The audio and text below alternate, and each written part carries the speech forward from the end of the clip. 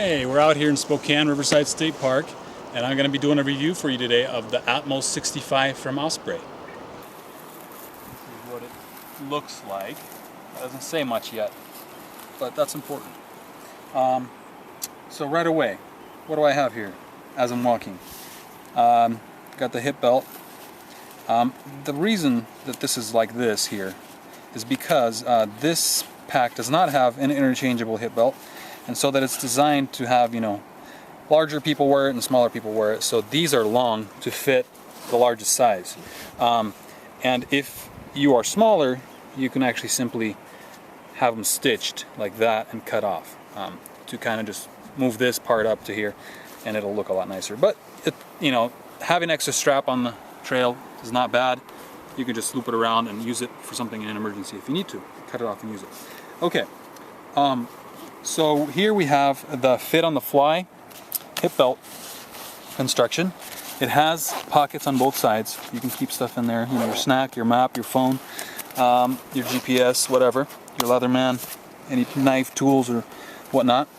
Has a really nice feel, has a mesh on the inside here. The adjustment of this thing is very nice. Once you clip that in, you just take these and pull them right in like that, and that gives you really nice fine-tuning here, adjustability with just kind of fingering those like that. So this is really nice, okay? I'm going to go ahead and leave that on for just a minute here as I show you some of the other details. As we're moving up here, we have these adjustments, the shoulder strap adjustment.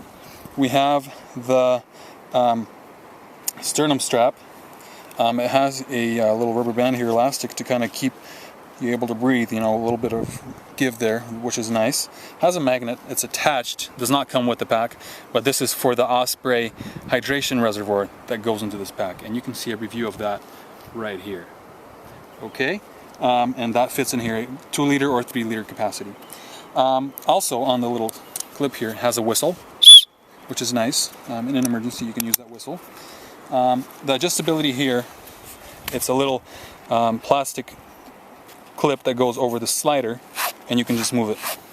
So this is nice, but if you really put a lot of strain on it, it will come off. I have never had it come off, and I've never seen one come off, but I've heard that they do come off if you really give it a really big amount of pull. But you can replace it by submerging it in some boiling water. You can even do that out in the field. You're boiling water on your fire, just stick it in the water, have it kind of soften up, and then you can place it back on, let it cool, and it will harden up again.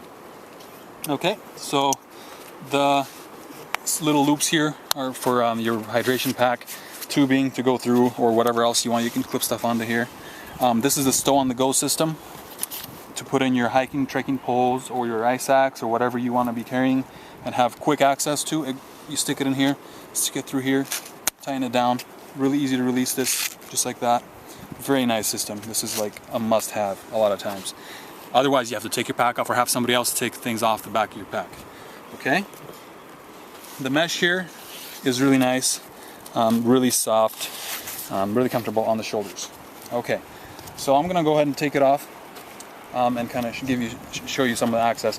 Also back here, you do have access as you're wearing it to these back pockets. It's kind of hard to reach in there, but you can reach in there and grab something if you need it really quick. Okay, you do have these pockets here, as well as this kind of side entry here, just like that.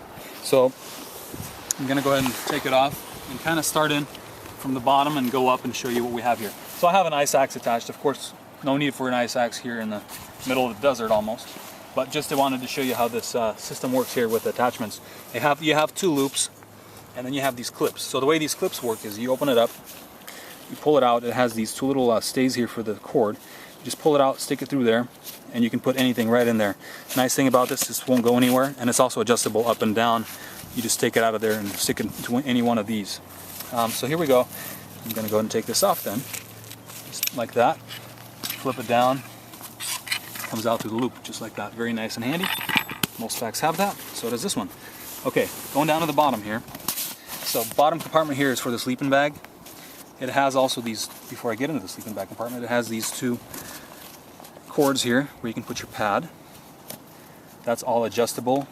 All of the material is very nice on this pack.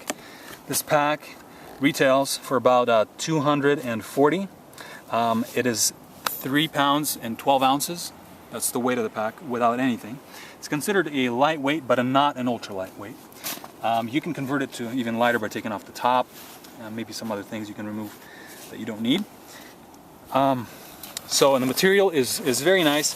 It's not designed to withstand terrible abuse. Lugging it down cliffs and stuff. You don't want to do that. But it will keep up pretty well. It's ripstop nylon, high tenacity nylon, and so on. The compartment down here, you can have your sleeping bag stowed right in there.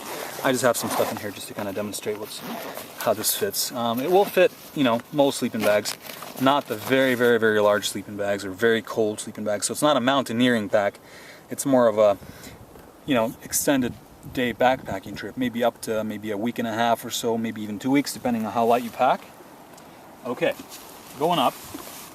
Oh, also let me just say that this bottom part here is removable, and you can take this divider out that divides bottom from the main compartment. Okay, you can remove that or flop it down so that you can access all the way through. If you want to fit a large, maybe tent or something into there, or poles, you can fit them in there.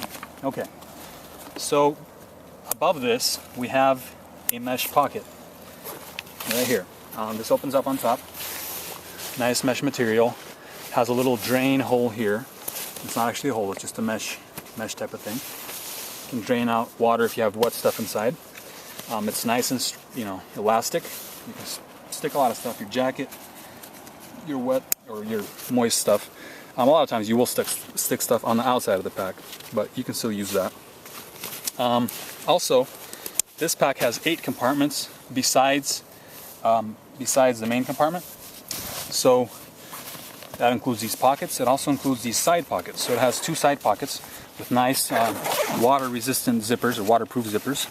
The pack itself is not considered water-proof, but it is water-resistant. You need to get a rain cover if you want it to be able to withstand just pouring rain, or if you want to store it outside in a rainy day.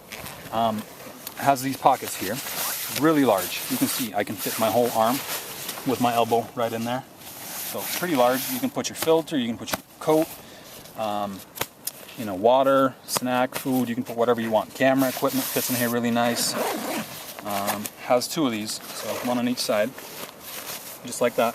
So with this doesn't take out the room from the inside of your pack, because it has this extension piece that actually allows this whole thing to be up like that, as you can see. So this doesn't take away from the room on inside. A lot of times packs will have just a divider, and if you fill this one up, you can't fill that one up, or if you fill this one up, you can't fill this one up. So this way it has this extension that you can fill them both up to their full capacity.